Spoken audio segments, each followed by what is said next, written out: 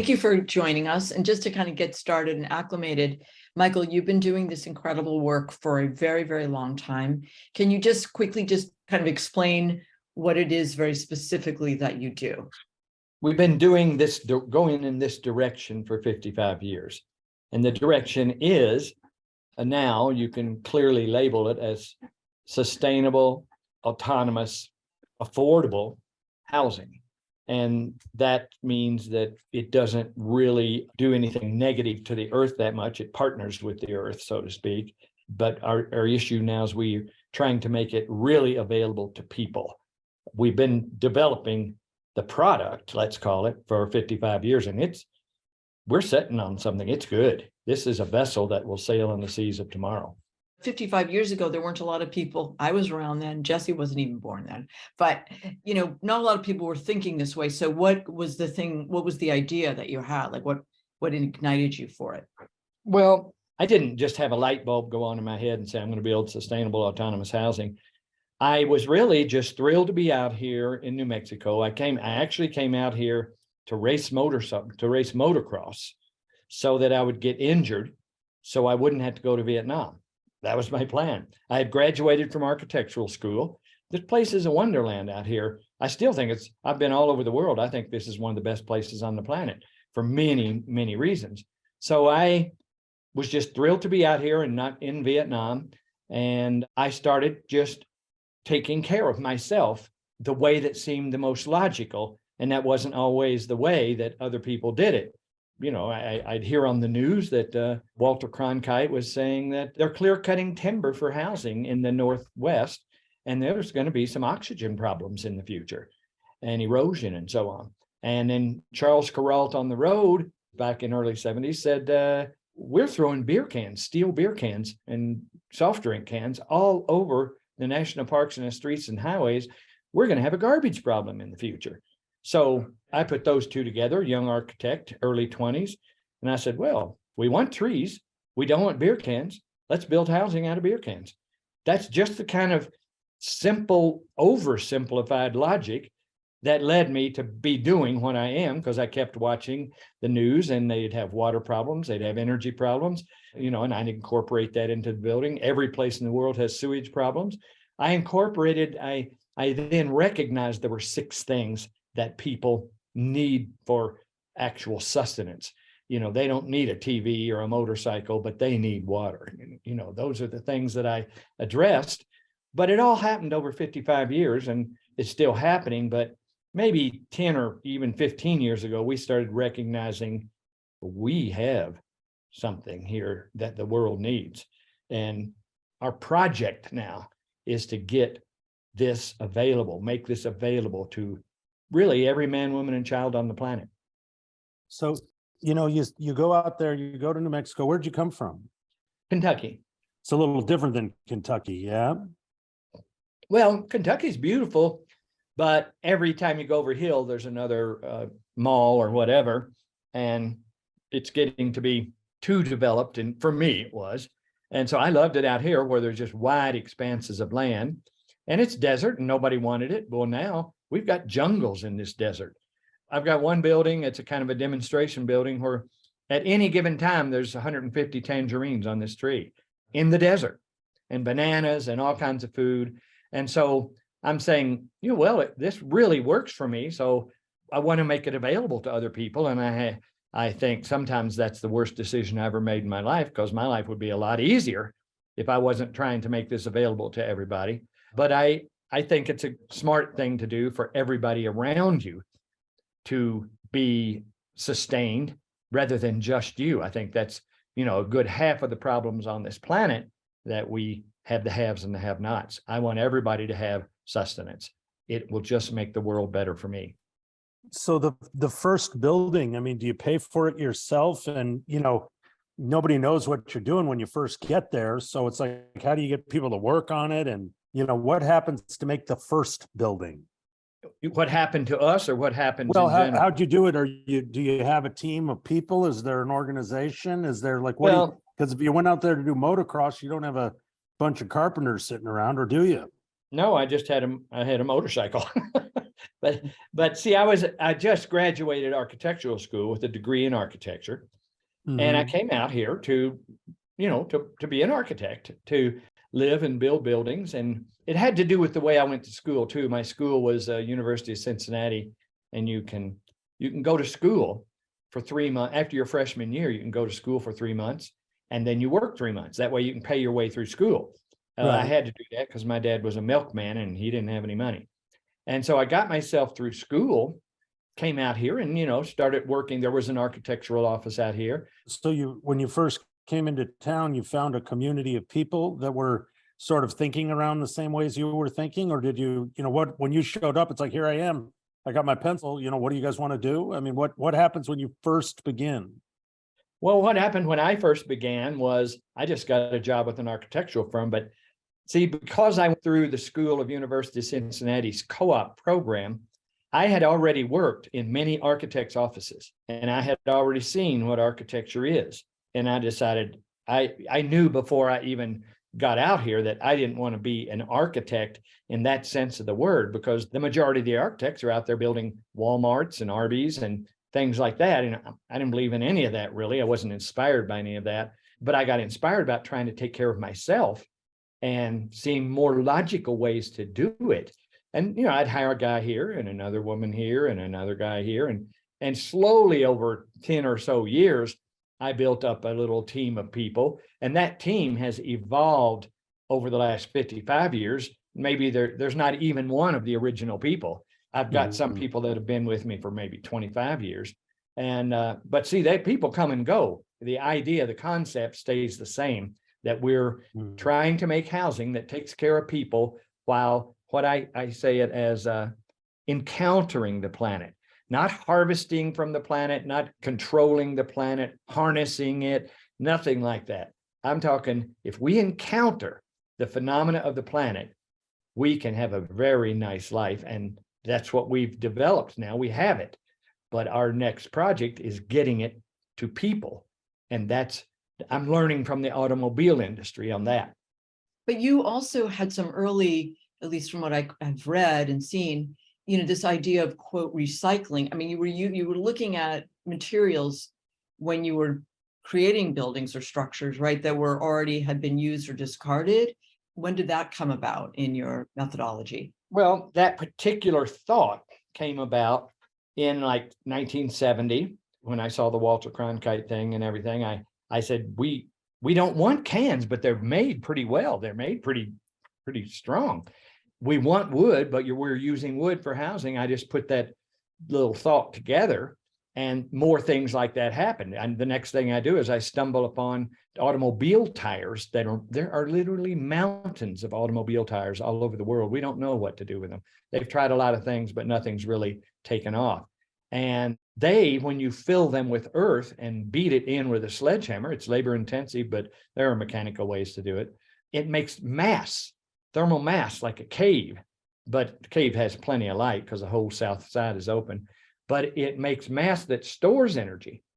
And so I stumbled into all of this, I just said, well, let me try to use tires since I'm successful with cans. And then I made some unsuccessful failures. And then we've perfected it to now. The Australians call tires, rammed earth tires, radially reinforced rammed earth bricks. That's exactly what they are. They're reinforced with steel, and they are indigenous to the entire planet, just like dirt is. So they're the best way I know of to build on this planet, because we have them everywhere, and they're indestructible. Termites don't eat them. They don't rot.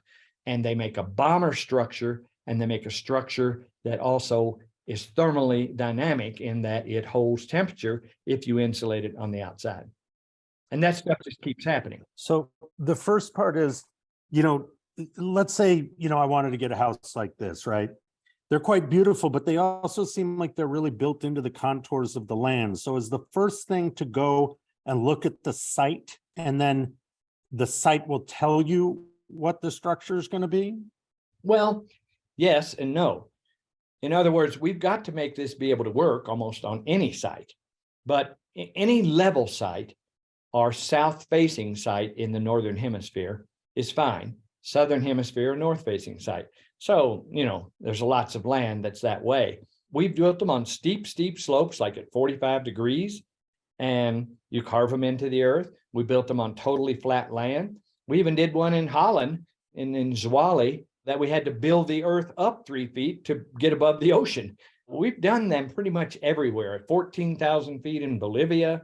I mean, we've done them everywhere. And that's been our education, is to have all kinds of different climates and to have a vessel that will stay cool in a hot climate and warm in a cold climate and still be the same vessel. And so that's part of the thing that has evolved. And you put that with the constant response of problems we are having, and you have the product that we have today that we know it's going to continue to evolve, but it is good enough now. In other words, a 51 Ford was good enough to drive from Maine to California when it was built, but a 2024 BMW is a lot more fun. That's kind of where we're at. We have the product, it'll do it, but we're making them more and more fun and user friendly. And, I'm not a fan of super technology in terms of these buildings. For instance, they have gravity operated skylights for ventilation. And people say, why don't you just get an electric push button skylight and you can talk to your phone on the way home and tell your house to open the skylight? Well, that's certainly doable. But what's going to happen when that breaks and the world has gone to hell in a handbag and you're stuck? You need a technician, but they don't exist. People are having trouble finding technicians even today. After COVID, everybody's shorthanded. But gravity never wears out. Gravity opens your skylight by counterbalancing. And that, to me, it's just so much more secure. And I don't need to tell it to open on my way home. When I get home, I open it, or I leave it open if it's the summertime. So I'm going for very user-friendly, earth-friendly, low-tech, not low-tech so you're having to live in a teepee. I mean, low-tech so that you're secure no matter what happens. Are any of the buildings from 55 years ago still around? Actually, that first beer can house built in 1970, it was on the front page of the Denver Post, right under Nixon being impeached. I suffered for that because they called me an architect and I hadn't passed all my New Mexico exams yet. So I told them that, but they went ahead and just called me a young architect, and they held up my license for 2 years when I did pass the test. Running into that kind of stuff. But the beer can house I went to see it the other day because somebody inherited it and they want to make it a National Historical Building, and it's in good shape. I mean, I've seen many, many houses built many, many different ways that were nowhere near as good a shape as this 50-year-old beer can house that is perfectly fine right now to walk in and live in. So how many houses have you built? Hundreds. Are you going to use that can right there in construction after you finish Actually, it? This is a construction material, aluminum. They are indigenous to the entire planet. We find them all over the world and we build with them. We do it in the Philippines, in Malawi. We've never been someplace where we can't find cans and tires. And I had a skit in Stephen Colbert's show not too long ago, and we got to talking about, garbage and building materials.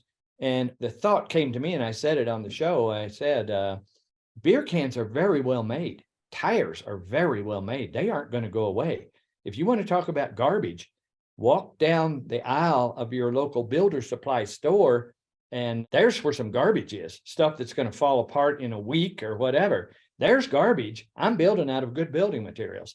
And he, of course, made a joke of that, and the whole audience laughed. But he also said another one that I can't forget. He said, well, if you're going to use all the garbage, then what are we going to fill the landfills with? I mean, I like the way he twists things around like that, because that's what we need to do to get out of the jam we're in. Now, you're building 3 houses at the same time. Is there demand for these houses? They're quite beautiful. So are you building for individuals, or are you building them and then selling them? Are you building them and leasing them? What are you doing? I've done all the above, but I'll tell you, this is a point that I have to drive home time and time again. These are not houses, they're machines. So if I have a client, let's say, first of all, clients are, very difficult anyway with any kind of architecture. But if you got a machine that you must make perform by encountering the sun, the wind, the gravity, the thermodynamics of the earth, you can't listen to a client because the clients don't know. They don't even understand that. They just want the right shade of peach in the bedroom and, and this and that. And I can't deal with that because this is a machine. I compare it to, like, what if you wanted a BMW and you were to go to the BMW dealer and say, I want the back seat to be 2-story and I want this and I want that. They'd say, no, this is a machine, dude. You take it as it is, get the color you want. Henry Ford said the Model T is available in any color as long as it's black. And that's kind of what we're looking at here. These buildings are machines. You don't mess with them. And we get people that want to, we have them drawn up generic. We have 4 models drawn up generically, and you can get a 1-bedroom or a 2-bedroom or whatever in any one of these 4 models. But then people want to take the 4 models and customize them. Well, the drawings can be very cheap, and I make them super cheap because that's the way to get people into it. It's got to be cheaper than anything else, or as cheap as anything else. It's got to be as cheap as a mobile home or a manufactured house. And so I make them that way. But the minute somebody wants me to customize part of it, I've got to redraw it. I've got to redraw 5 or 6 or 10 different sheets in this set. That just makes their drawings cost more. Like, we do the drawings for in the neighborhood of $1,000 for some of these new models for a whole set of permit drawings, 30 sheets. We can sell them for $1,000 because we sell a lot of them. That's the way to get people in the sustainable, autonomous direction on this planet. And that is to make it economically feasible for them, more so than almost any other direction. And that means that this industry that I would say we're creating here, it's not an industry where you're going to make $50 billion like a lot of other industries. We're not hand to mouth, but we don't need any more than we need. In other words, we don't amass money. So we make the price of all of the buildings that we're doing, cut it down to me and my crew and staff and everybody that is really closely working with us. They make enough to eat and to put their kids through school and everything, but nobody's amassing a fortune, not me, not any of us. We're keeping mouth and nose above water, so to speak.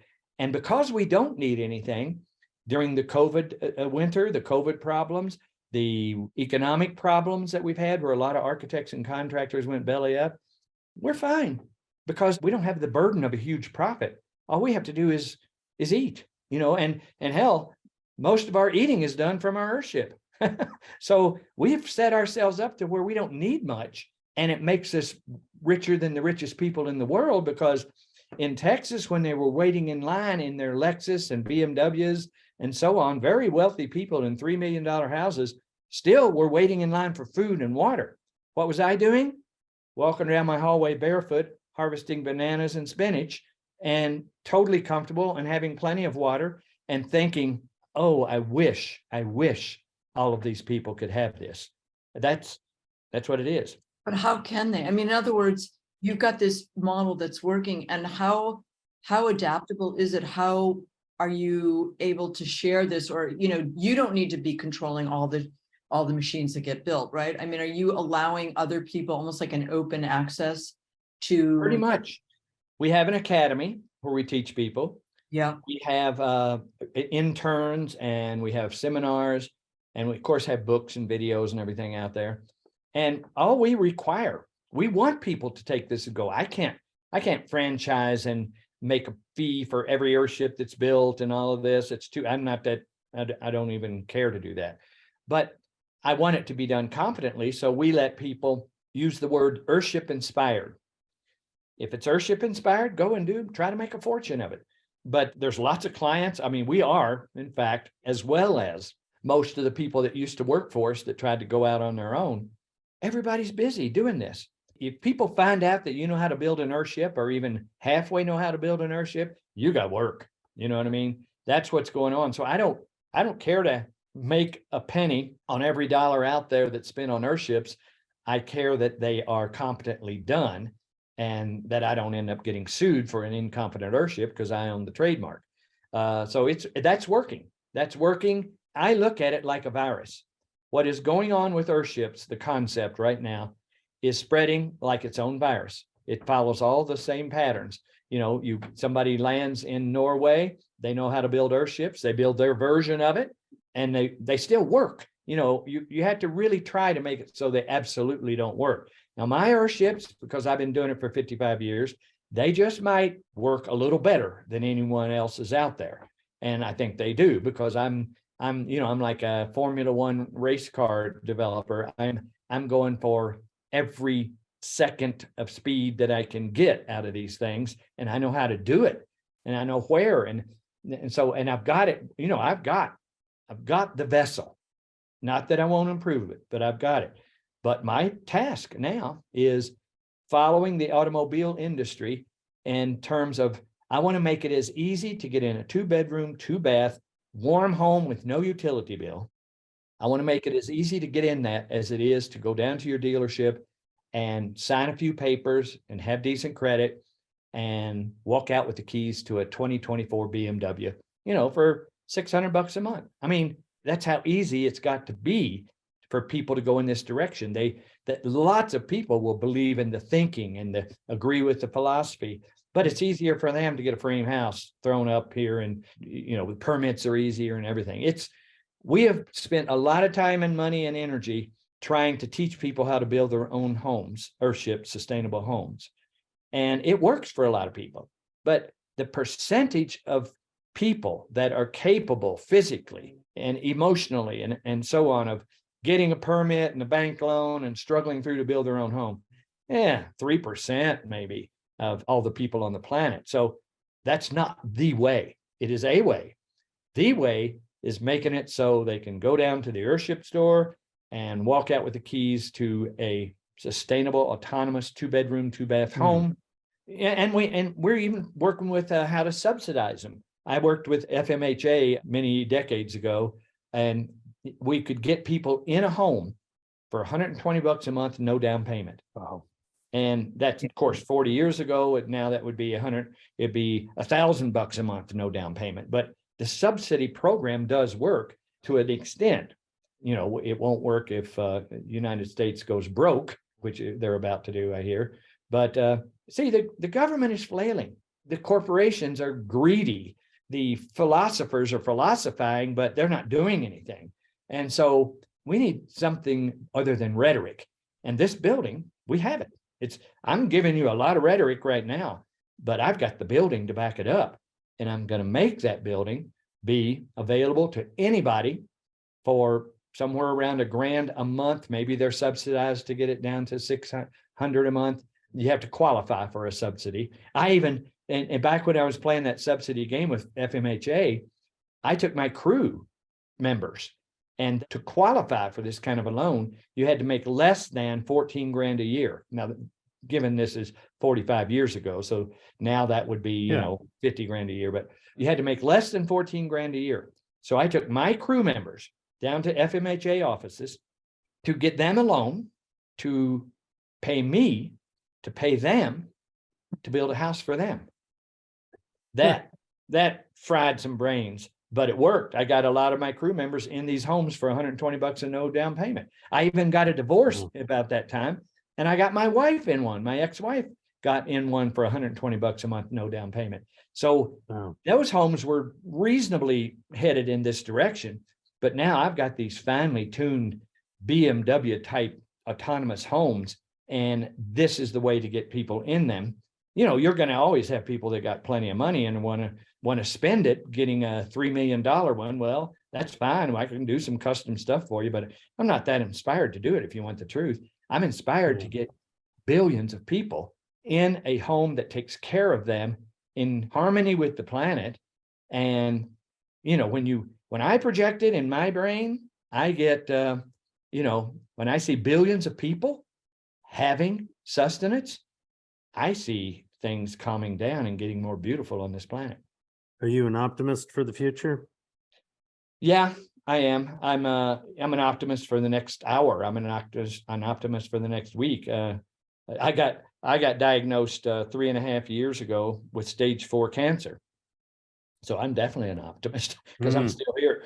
And you know, I'm beating it back. You never beat cancer, but you never beat life either. You know, you always have to work at life. You always have to work at fighting cancer. But yeah, I'm an optimist for everything. I think there is a way on everything. I think there is a way. The one thing I'm finding that gets in our way is making money.